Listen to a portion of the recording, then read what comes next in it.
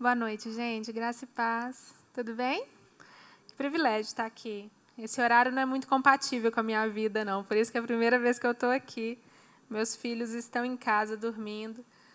Então fica um pouco difícil de eu vir aqui. Isso para mim, eu estava falando com os meninos que para mim é uma vigília esse horário. Mas glória a Deus, estamos aqui acordadinhos. Pessoal, mês da mulher, e o Zé já falou muitas coisas sobre essa comemoração. E como é bom a gente poder falar um pouquinho sobre isso, né? Sobre mulheres que foram tremendamente usadas por Deus e que têm histórias incríveis na Bíblia, né? Contando para a gente. Mulheres que foram usadas como instrumento, por exemplo, para libertar o povo de Deus, como Débora, como Esther. Mulheres que puderam demonstrar a misericórdia de Deus para com as pessoas, por exemplo, com a mulher adúltera, com a pecadora que lavava os pés de Jesus. Mulheres como Maria, que foram escolhidas. Mulheres como Eva, que são imagem e semelhança de Deus, como nós, mulheres. E é com muito prazer que eu trago hoje a história de uma mulher que fez diferença e que tem um livro com o nome dela, que é Esther. Abram, por favor, no livro de Esther, tá? É antes de Jó. Por favor. Amém? Vamos dar uma passeada pelo livro de Esther.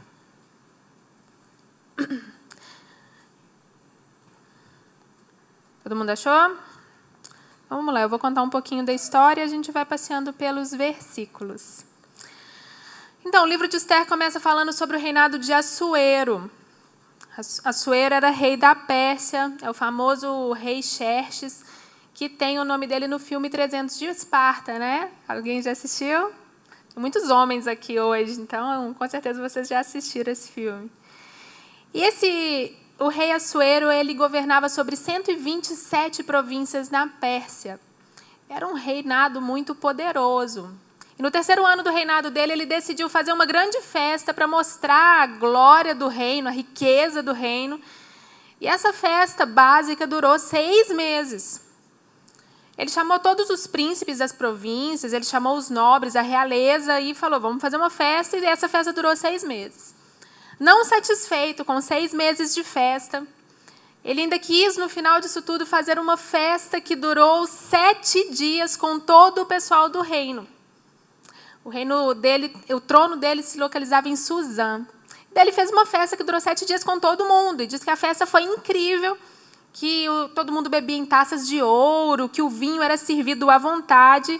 No capítulo 1, no verso 8, diz assim, por ordem real, cada convidado tinha permissão de beber o quanto desejasse, pois o rei tinha dado instruções a todos os mordomos do palácio que o servissem à vontade.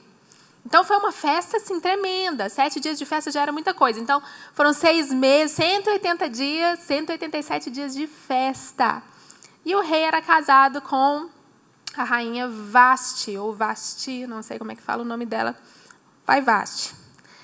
E Vasti era conhecida, significava bela. Ela era conhecida por sua crueldade e por sua sensualidade. E daí, depois de 7 dias de festa, depois dos 180 dias mais 7 dias de festa, o rei estava muito alegre de vinho. Ele manda chamar Vasti para que ela pudesse dançar. Ele queria exibir a rainha na frente de toda a realeza, para mostrar quão bela era a sua esposa. E ele manda um recado, manda vir Vasti aqui, que eu vou apresentá-la para o reinado. Só que ela se recusou a ir. Ela se recusou a dançar, ela mandou um recado de volta falando, não, eu não vou. Aí o rei ficou furioso, ficou muito nervoso, né? Depois de tanto beber, depois de tanto festejar, ele já estava bem alto e ele ficou tão bravo que ele mandou chamar todos os sábios do reinado, e esses sábios eram príncipes que aconselhavam o rei. Mandou chamar e falou, não sei o que eu faço com essa mulher. E pela fama que ela tinha de cruel, eu acredito que não havia sido a primeira vez que ela havia reagido daquela forma. Então, ele falou, não, reúne todo mundo, porque eu já não sei mais o que fazer com essa mulher, vocês vão me falar o que eu vou fazer. E lá foi, e vamos ler no verso 15, o que esses sábios disseram ao rei sobre o que fazer com a rainha. O verso 15 diz, o rei lhes perguntou, de acordo com a lei, o que se deve fazer à rainha Vaste? Ela não obedeceu à ordem de Xerxes transmitida pelos oficiais. Então Memucã respondeu na presença do rei e dos nobres. A rainha Vaste não ofendeu somente ao rei, mas a todos os nobres e os povos de todas as províncias do rei Xerxes, pois a conduta da rainha se tornará conhecida por todas as mulheres. E assim elas desprezarão seus maridos e dirão, o rei Xerxes ordenou a rainha Vaste que fosse à sua presença, mas ela não foi. Hoje mesmo as mulheres persas e medas da nobreza que ficarem sabendo do comportamento da rainha agirão da mesma maneira com todos os nobres do rei. E isso provocará desprezo e discórdia sem fim. Aí veio uma ideia dos sábios, que também estavam lá na festa, por 187 dias, que disseram assim, no verso 19. Por isso, se for do agrado do rei, que ele emita um decreto real que seja incluído na irrevogável lei da Pérsia e da Média, determinando que Vaste nunca mais compareça à presença do rei Xerxes. Também deu o rei a sua posição de rainha a outra que seja melhor do que ela. Assim, quando o decreto real for proclamado em todo o seu imenso domínio, todas as mulheres respeitarão seus maridos, do mais rico ao mais pobre. Esses sábios, eles eram príncipes, como eu falei com vocês. E da família deles, as famílias nobres, é que sairia uma possível rainha. Então, essa ideia que eles deram para o rei, a solução que eles deram para o rei, vem de encontro com algo que eles também seriam beneficiados. E aí o rei, alegre do vinho, decide aceitar.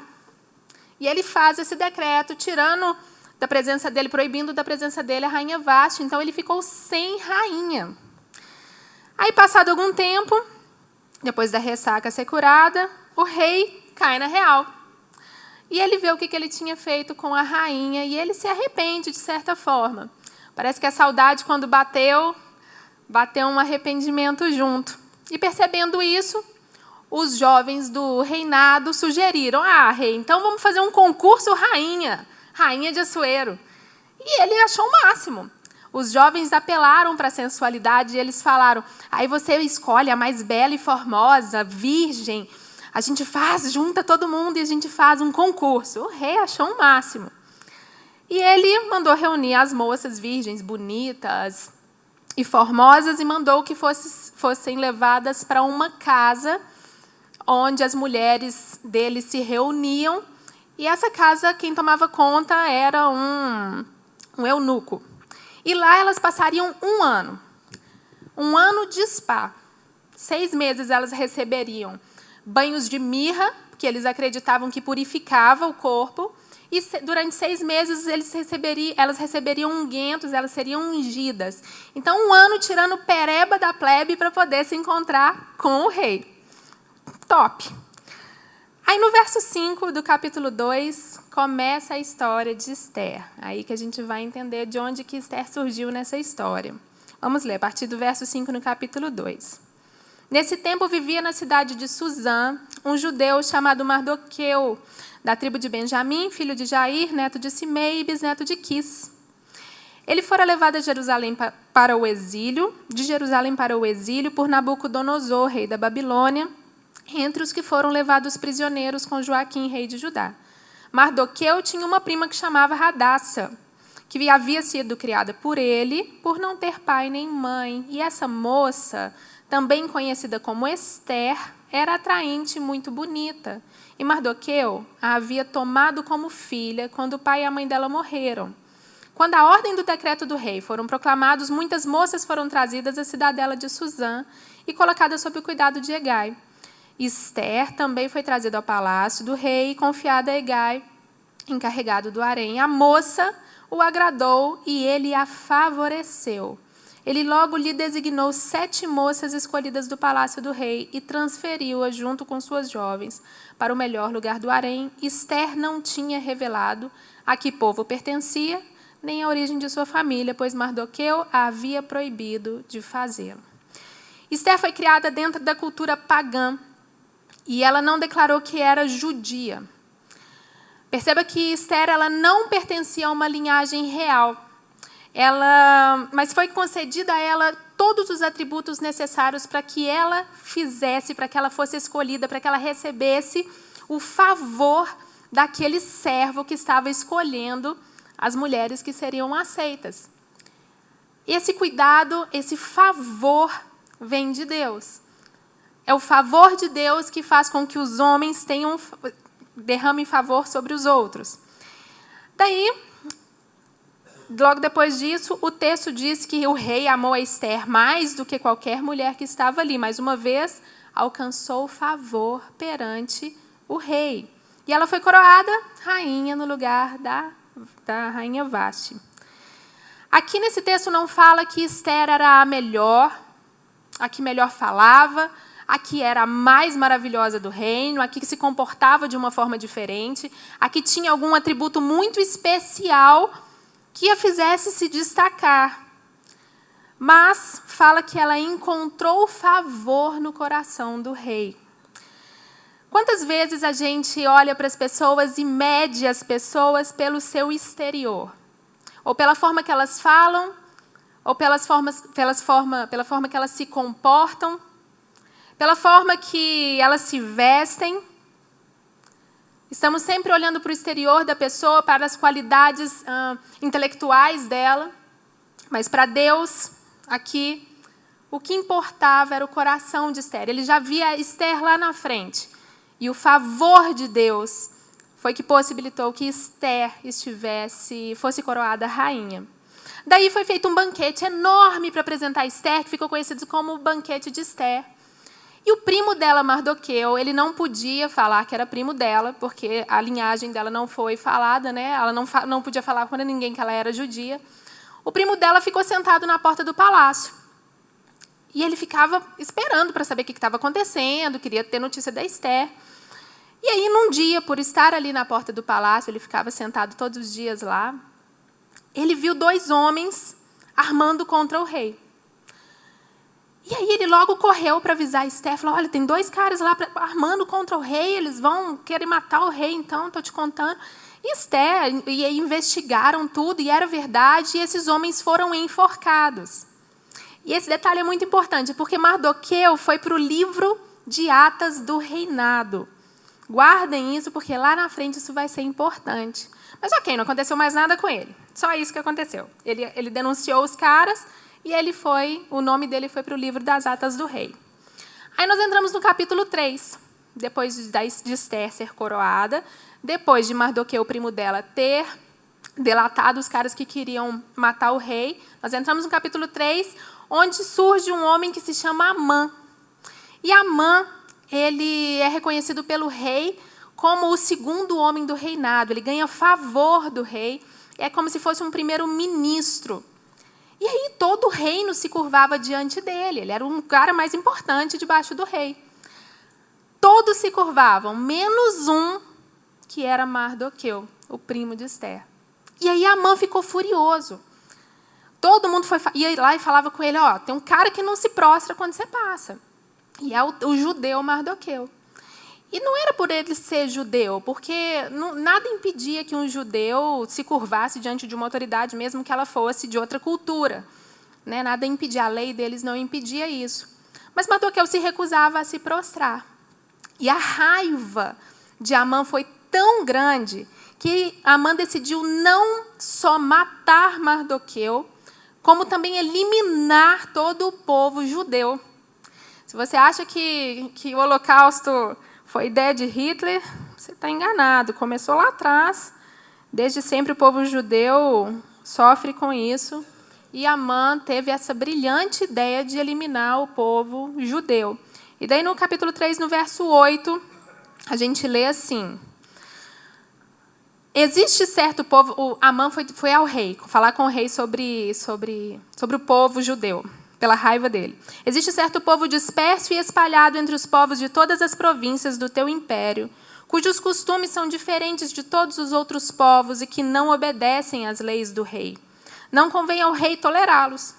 Se for do agrado do rei, que se decrete a destruição deles, e eu colocarei 350 toneladas de prata na tesouraria real à disposição para que se execute esse trabalho. Em vista disso, o rei tirou o seu anel, selo do dedo, deu a Amã, o inimigo dos judeus, filho de Amedata, descendente de Agag, e disse: fique com a prata e faça com o povo o que você achar melhor.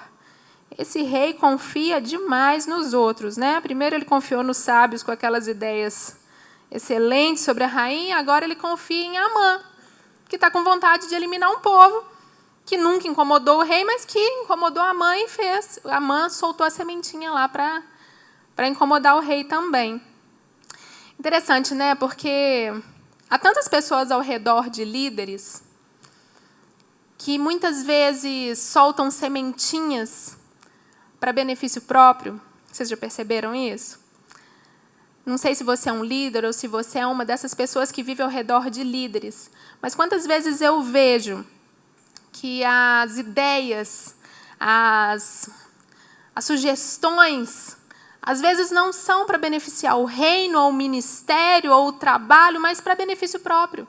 São sementes lançadas para o nosso próprio egoísmo. E aí, naquela época, nessa ocasião, o reino tinha passado por uma guerra e os cofres estavam bem baixos. Então, juntou a fome com a vontade de comer, a ambição do rei Assuero com o ódio de Amã. E o rei falou: vamos embora, pode fazer o que você quiser. Foi decretado, vieram os correios, naquela época tinha correios, olha que legal. E eles escreveram as cartas, mandaram para 127 províncias, e todo mundo em sofrimento, chorando, e a palavra diz que o rei Assuero e Amã sentaram para beber. Tranquilões, enquanto estava todo mundo sofrendo e chorando.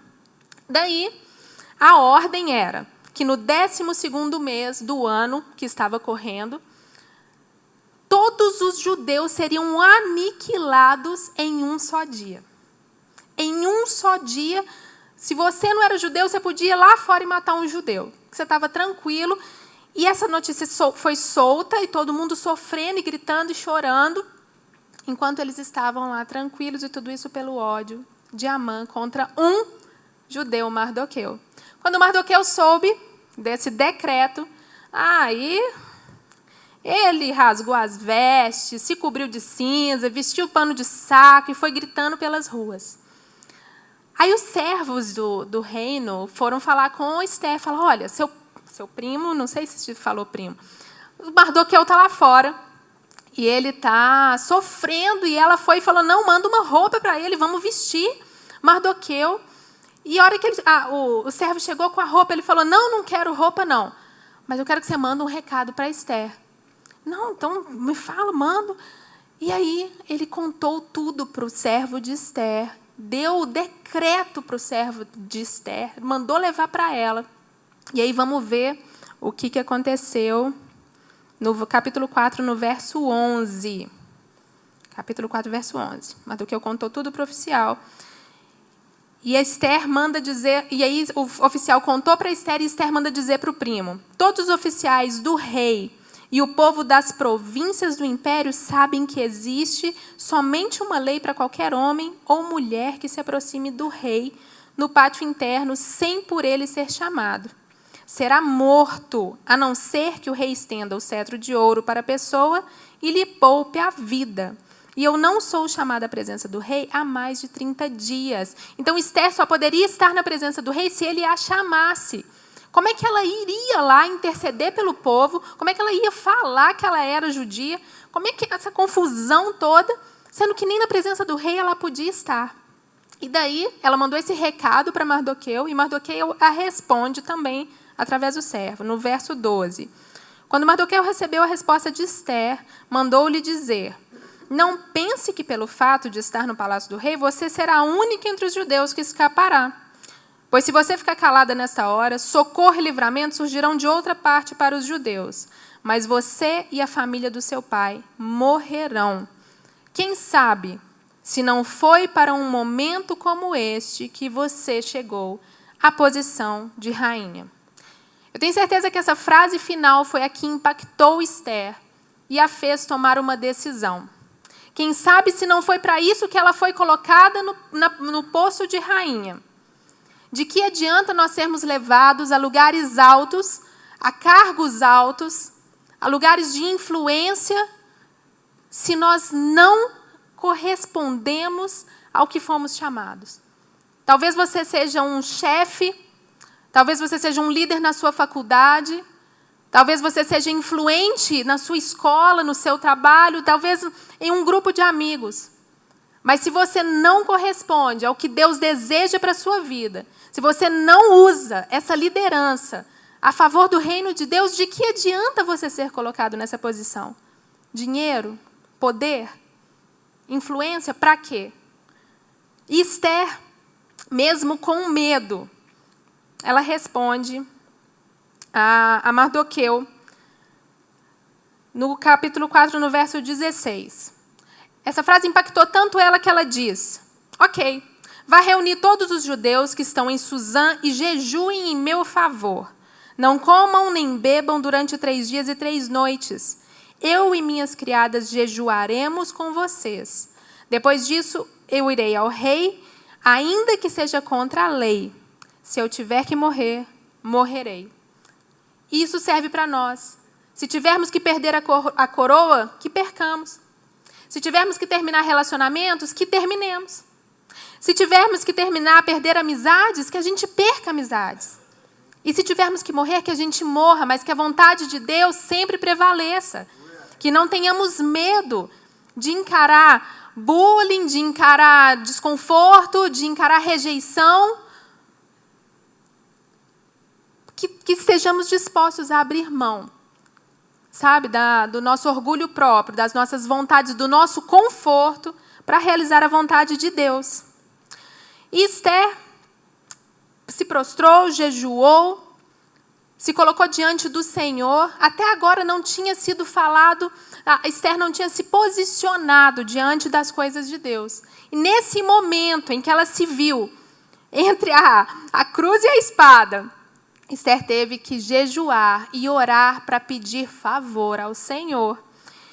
E daí, Esther teve uma ideia. Deixa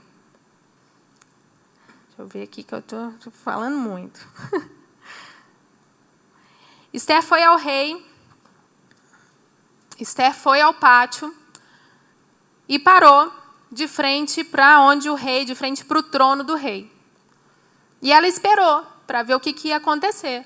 Porque se o rei não estivesse disposto a recebê-la, ela poderia morrer. Mas o rei a recebeu. Ela encontrou favor diante do rei e fez um convite. Ele diz no verso 3 do capítulo 5, o que há, rainha Esther? Qual é o seu pedido? Mesmo que seja metade do reino, ele lhe será dado. E naquela hora Esther podia ter dito, rei, o que eu estou precisando não é a metade do reino, o que eu estou precisando é que o meu povo seja salvo. Mas Esther teve muita sabedoria. Provérbios 8, no verso 12, diz assim, eu, a sabedoria, habito com prudência e possuo conhecimento e a discrição. Esther usou de prudência e discrição, e ela disse ao rei, rei, se for do seu agrado, eu vou preparar um banquete. E eu gostaria que você e Amã fossem ao meu banquete. E era de costume que nos banquetes os pedidos não fossem recusados. E o rei concordou e mandou chamarem Amã na hora, imediatamente. O banquete já estava pronto, chamaram Amã e Amã ficou felizão de estar participando, né? Foi lá participar e o rei perguntou para Esther, Esther, então me fala, nós estamos aqui no banquete, estamos comendo, bebendo, Amã está aqui. E aí? E agora? O que você quer de mim? Pode me pedir, metade do reino é seu se você quiser. Mas Esther, muito sábia, ela teve muita paciência, e ela alimentando o rei, e isso vou contar um segredo para vocês, mulheres, os homens estão aqui, mas é um segredo, que quando você for falar uma coisa séria para o seu marido, para o seu pai ou para o seu namorado, alimentem eles primeiro. E Esther estava alimentando aquele rei. Um homem de barriga cheia, ele fica mais maleável, mais dócil, mais tranquilo. E Esther falou: rei querido, não é o dia ainda. Meu marido está lá atrás rindo, porque ele sabe que eu alimento ele, antes de ter uma conversa séria. E aí Esther falou com ele: olha, já está aí comendo, bebendo, está tudo tranquilo, mas se for do seu agrado, eu gostaria que você voltasse amanhã. Volta amanhã com Amã e a gente vai ter essa conversa. Amanhã eu vou falar com você. Amanhã vai ter mais banquete, vem que eu vou te alimentar mais um pouquinho. Aí beleza, o rei falou: tá bom, eu vou sim. E Amã saiu felizão do banquete, saiu cheio de si. Só ele estava lá, ele, o rei e a rainha. Ele era o cara. E chegou em casa falando com todo mundo, falando das suas riquezas, dos seus filhos, falando que o rei gostava dele, que a rainha gostava dele. E ele estava lá se gabando, mas aconteceu uma coisinha no caminho para a casa dele. Ele encontrou com Mardoqueu. E a hora que ele passou, Mardoqueu não levantou, não se prostrou, não fez reverência a ele. Ele ficou bravo. E ele só ia lembrando disso. E ele contava: eu estou maravilhoso, eu estou muito rico, o rei me ama, mas tem alguém que me incomoda. Toda a riqueza, todo o poder, todo o glamour que existia na vida de Amã não valia absolutamente de nada. Ele não se lembrava de nada a não ser do judeu Mardoqueu. E aí ele vai e se reúne com a esposa dele e com os sábios que ficavam lá. Tem muitos sábios, né, na história da Bíblia. Ficava com os sábios lá. E, como se diz, por trás de um grande homem há uma grande mulher, o contrário também é válido. Por trás de um tolo também há uma grande tola. E a mulher de Amã se chamava Zeres. E os amigos dele disseram assim no verso 14 do capítulo 5. Nós temos uma ideinha básica para você. Você está com raiva dele? Mande fazer uma forca de mais de 20 metros de altura e logo pela manhã peça ao rei que Mardoqueu seja enforcado nela. Assim você poderá acompanhar o rei ao jantar e se alegrar. Seu judeu já vai estar morto, vai ser ótimo. E daí, Amã fala: nossa, que ideia fantástica, esposa linda, maravilhosa. Vamos fazer. Mandou fazer na hora, uma forca de 20 metros e maravilha. Naquela mesma noite, o rei não conseguiu dormir. Mesmo depois de ter comido, bebido, de estar cansado, de ter participado do banquete, o rei não conseguiu dormir. E aí, nada mais tedioso do que ler o livro de Atas. Ele mandou descer o livro de Atas e falou: não, vamos ler aqui todo mundo junto o livro de Atas. E passou a noite lendo, até que ele leu uma ata importante. Uma das atas dizia que Mardoqueu tinha entregue 2 homens que queriam armar contra o rei. Lembra que eu falei para vocês guardarem isso? Nesse momento aparece essa história. E o rei pergunta: meu Deus, esse homem me salvou. O que foi feito para ele? O que foi feito para honrar este homem? Ele nem sabia que era primo de Esther. E aí falaram: nada, não foi feito nada. Aí ele falou, já estava de manhãzinha, ele falou: então quem está lá fora? Quem estiver lá fora agora manda entrar. E quem estava lá fora de manhãzinha era Amã. Amã entrou e o rei perguntou assim para ele. Olha que legal essa parte. Esther, capítulo 6, no verso 6. Entrando Amã, o rei lhe perguntou: Amã, o que devemos fazer a um homem que o rei tem o prazer de honrar? O que Amã pensou nessa hora? Cheio de vaidade. Amã pensou consigo: a quem o rei teria prazer de honrar, senão a mim? Por isso respondeu ao rei: o homem que o rei tem prazer de honrar ordena que traga um manto do próprio rei, um cavalo que o rei montou, e que ele leve o brasão do rei na cabeça, em seguida seja o manto e o cavalo confiado a alguns dos príncipes mais nobres do rei, e ponham eles o manto sobre o homem que o rei deseja honrar, e conduzam sobre o cavalo pelas ruas da cidade, proclamando: isto é o que se deve fazer ao homem que o rei tem prazer de honrar. O rei olhou para ele e falou: que bom. Vai depressa apanhar o manto, o cavalo, e chama o judeu Mardoqueu, porque você vai levar o Mardoqueu no cavalo por toda a cidade, declarando: é isso que se faz com o homem que o rei quer honrar. Isso vai muito de encontro com o que está escrito em Lucas, capítulo 18, né? Pois quem se exalta será humilhado, e quem se humilha será exaltado. E foi feito. E eu tenho certeza que Amã ficou muito mais furioso. Ele ficou muito mais nervoso. E ele voltou para casa, arrasado. Só que ele volta para casa, e agora o conselho da esposa sábia e dos amigos é outro. Agora eles falam no verso 13 assim: visto que Mardoqueu, diante de quem começou a sua queda, é de origem judaica, você não terá condições de enfrentá-lo. Sem dúvida, você ficará arruinado. Dessa vez veio uma profecia sobre ele, e ele mal engoliu essa profecia, já chegaram para buscar ele para o banquete, o segundo dia de banquete de Esther. E lá foi ele. E aí o rei e a Amã estavam lá no meio do banquete. A Amã devia estar com uma cara ótima, inclusive, nesse dia. E aí o rei Assuero pergunta para Esther novamente: e aí, Esther, como é que é? Você vai me falar, não vai me falar? Eu já comi, já bebi, já é o segundo dia, já está todo mundo aqui farto, como é que vai ser?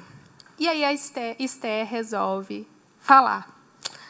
E no capítulo 7, no verso 3, a rainha Esther respondeu: se posso contar com o favor do rei, e se isso lhe agrada, poupe a minha vida e a vida do meu povo. Este é o meu pedido e o meu desejo, pois eu e meu povo fomos vendidos para destruição, morte e aniquilação. Se apenas tivéssemos sido vendidos como escravos e escravas, eu teria ficado em silêncio, porque nenhuma aflição como essa justificaria perturbar o rei. O rei Xerxes perguntou à rainha Esther: quem se atreveu a uma coisa dessas? Onde está ele? E respondeu Esther: o adversário é inimigo, e inimigo é Amã, este perverso. O rei se enfurece e sai para o pátio. E dessa vez ele não chama os sábios. Olha que diferente. Quando o rei estava com Vaste, ele não sabia o que fazer. Ele chama os sábios, mas dessa vez ele conhecia a mulher que ele tinha. Ele sabia da prudência de Esther, e ele não duvidou.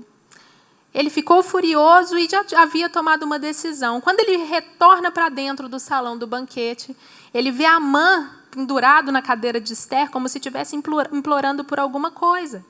Aí ele fica ainda mais nervoso e fala: chegaria ele ao cúmulo de violentar a minha rainha na minha própria presença, na minha própria casa? E assim os oficiais do rei tamparam o rosto de Amã, em sinal que ele seria executado.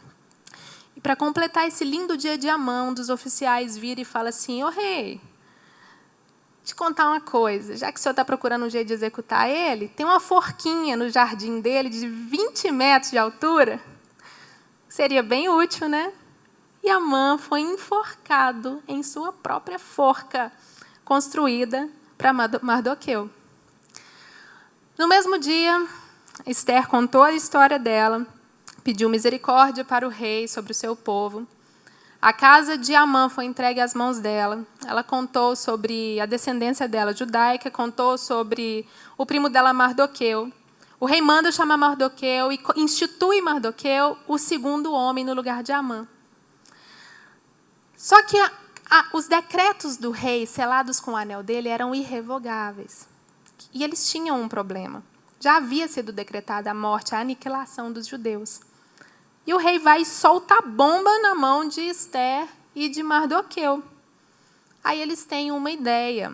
E essa ideia está no capítulo 8, no verso 10. Mardoqueu, então, escreve em nome do rei Xerxes, selou as cartas com o anel selo do rei e as enviou por meio de mensageiros montados em cavalos velozes nas estrebarias do próprio rei. O decreto do rei concedia aos judeus de cada cidade o direito de se reunirem e se protegerem de destruir, matar, aniquilar qualquer força armada de qualquer povo ou província que os ameaçasse, a eles, suas mulheres, seus filhos, e o direito de saquear os bens dos inimigos. O povo judeu vibrou de alegria, felicidade. E o mais interessante, houve conversão ao judaísmo. Uma das poucas alusões que a Bíblia tem de conversão ao judaísmo está aqui no livro de Esther. Estava todo mundo tão feliz que o povo resolveu virar judeu para ficar protegido. O povo que mataria os judeus havia sido entregue nas mãos deles. O terror que assolava os judeus agora assolava o povo que era pagão. E esse dia ficou marcado para sempre com uma festa que se chama Festa de Purim. Até hoje ela existe. Pessoal, o livro de Esther é um exemplo para nós, não só para mulheres, claro que não, mas para cristãos. Um livro que não fala nem sequer uma vez o nome de Deus. Acredita? Mas todas as providências que foram tomadas são claramente direcionadas por Deus. Da falta de sabedoria da rainha Vaste, ao conselho dos sábios, à escolha de Esther, tudo isso foi da providência do Senhor. Esther, uma judia que fazia parte do povão, uma improvável que jamais teria chance de se tornar rainha. Não há nada dizendo que ela era mais maravilhosa, que ela se destacava, que ela era incrível, que ela era de uma sabedoria. Não. Mas ela era uma mulher escolhida por Deus. E eu quero falar de 3 grupinhos. Grupos, não sei, mas 3 coisas. Os sábios, os judeus e o rei, porque o rei não é um grupo, né? Então tem que ser coisas. Os sábios, tanto do rei quanto os de Amã, eles eram pessoas que viviam ao redor deles. Pessoas que viviam dando conselhos, pessoas que eram, teoricamente, da confiança do rei. E para refletir que nas nossas vidas, como eu disse, ou nós somos líderes, ou nós estamos em volta dos líderes. Por exemplo, em casa, nossos líderes são nossos pais, para quem é solteiro. Então, a gente está sempre ao redor dos nossos pais, né, cutucando, dando dica, falando, jogando a sementinha a nosso favor, tentando manipular de certa forma. Ou no trabalho, por exemplo. A gente está sempre ao redor do chefe, obedecendo ordens, cooperando, ou até puxando o saco, mas estamos ali. E também do líder ministerial, você está sempre dizendo para o líder que apoia, que está sempre disposto a servir, está apontando os irmãozinhos que estão em pecado, mas você está ali, bem ao redor. Ou você é chefe, ou você é líder. Ou você é pai, ou você é filho, ou você é líder, ou você é liderado, enfim. Ou você pode ser vários papéis ao mesmo tempo, mas, de certa forma, de toda forma, você está influenciando alguém ou sendo influenciado. E o que eu gostaria de deixar para a gente refletir é: nós estamos sendo instrumento do Senhor na vida dos nossos líderes? Nós estamos sendo aquele braço forte que sustenta? Nós estamos sendo apoiadores ou nós estamos semeando a nosso favor? Ou nós estamos colocando ideias que possam fazê-los exercer coisas em nosso benefício? Por exemplo, semana passada foi a conferência, Tiago? Foi. Semana passada foi a conferência da Everlast, né? A conferência de jovens mulheres. Foi retrasada, né? De 16. E ao meu redor havia gente de todo tipo. Havia gente trabalhando, havia gente ralando, havia gente apoiando, havia gente fazendo pulseira, havia gente orando, enfim, uma série de coisas. Mas havia também aqueles que não apoiavam. Aqueles que faziam chacota, aqueles que diziam: mas esse ministério de mulher para quê? Ah, você está fazendo muita pulseira para quê? Ah, você está investindo nisso para quê? Sempre vai existir aqueles que apoiam e aqueles que não apoiam. Mas e aí, pastor? A gente tem que parar de, então, ouvir esses sábios, tirar eles do nosso redor, tirar do nosso convívio? Cara, eu acho que não. Sabe por quê? Porque quando você tem convicção do seu chamado, quando você tem convicção das coisas que Deus colocou no seu coração, quando você sabe assim, o que arde, do para que você foi colocado naquele lugar, esses sábios são incentivo. As pessoas que não acreditam em você passam a ser incentivo para o que você está fazendo.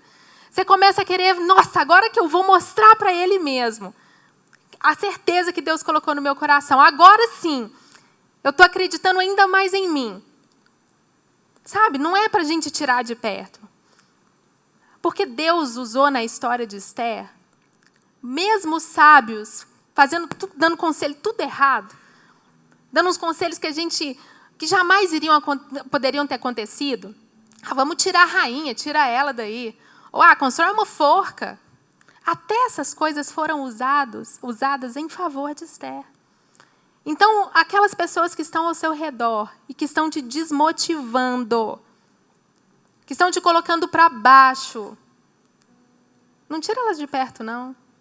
Mas usa tudo que elas falarem a favor do seu ministério, do seu chamado, das coisas que você tem certeza de que Deus colocou no seu coração. Amém?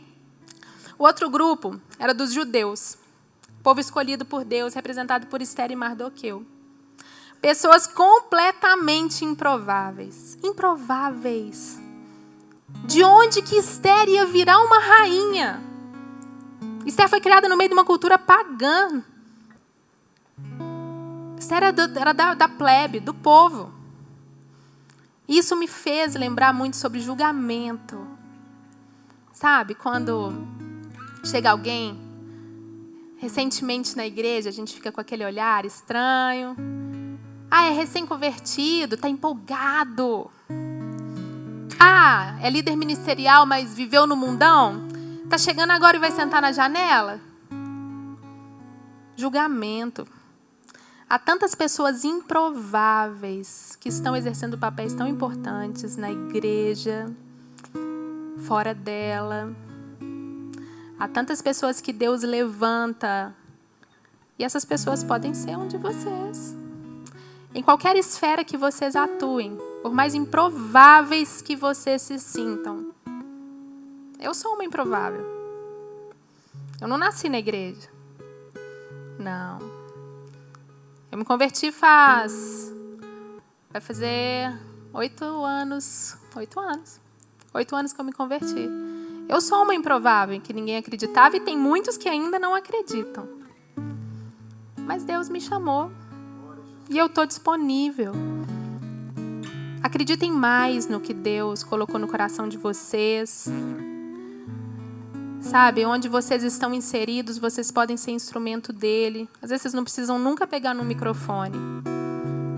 Mas ter aquela vontade de falar do amor de Deus, sabe? É no improvável que Deus age de uma forma tão linda, tão maravilhosa. E eu te encorajo a ser um desses improváveis. Como o apóstolo Paulo, que era um super improvável. Perseguidor e assassino de cristãos, e se tornou um dos homens mais usados na Bíblia. Mais usados por Deus. Não deixa o seu passado dizer quem você é, não. Deixa Deus dizer quem você é. Deixa Deus colocar no seu coração quem você é e para que Ele quer te usar. E como é que a gente descobre isso? Faz como Esther. Jejum, oração, silêncio no quarto, fica quietinho. Fala, Deus, me mostra, me dá sinais, me mostra que é isso mesmo. E não me mostra, não precisa ser com um número de pessoas, não. Me mostra só se eu puder conversar sobre alguém, sobre o seu amor, falar do seu amor para alguém, me mostra só assim. Sabe, que seja mandando uma mensagem, que seja deixando um bilhetinho, mas me ajuda, Deus, me ajuda a exercer tudo aquilo que o Senhor quer para mim. Os improváveis podem se tornar rainhas e reis como Esther. E o outro grupo, que não é grupo, que é só o rei. Eu vou falar sobre o rei com uma visão de mulher, porque a série é coisa de mulher. E eu quero te perguntar, quando você vê uma imagem de um rei, uma imagem de um homem numa revista, como é que você sabe que ele é um rei? Eu sei que ele é um rei quando ele está usando uma coroa, não é? É a forma mais fácil da gente identificar. E como mulher, eu quero te falar sobre essa visão. Quero encaixar aqui Provérbios capítulo 12, no verso 4. A mulher exemplar é coroa do seu marido, mas a de comportamento vergonhoso é como câncer em seus ossos. Há tantas mulheres que têm sido subjugadas, que têm sido tratadas como comuns, como o que o mundo diz que elas são. Um mundo machista e feminista. Um mundo que não quer enxergar a beleza, não quer enxergar o amor, não quer enxergar a sabedoria. Então eu quero deixar para vocês uma reflexão sobre mulher, porque é coisa de mulher. Não olhe para uma mulher diferente do que você, homem, olha para você mesmo. Vocês que são mulheres, não olhem para suas amigas como se elas fossem as perdidas e diferentes, como se elas fossem impossíveis e improváveis. Somos todos imagem e semelhança de Deus. Esther, diferente de Vasti, que foi uma mulher sem sabedoria, Esther coroou o rei, coroou este homem com sabedoria. Que sejamos sábios, todos nós, sábios, o suficiente para coroarmos as pessoas que estão do nosso lado. Que possamos usar da sabedoria dada por Deus para ir mais além, para abençoar pessoas, para não olhar com discriminação, para não excluir, para desacreditar no outro. Que possamos ser como Mardoqueu, que esperou no Senhor pela oportunidade, sem sequer precisar falar quem Ele era. Que sejamos como Esther, pacientes e prudentes, a ponto de ser tão submissa que não usou nem da autoridade de rainha para poder falar com o rei. Que sejamos submissos ao Senhor, às autoridades. Vamos nos colocar de pé.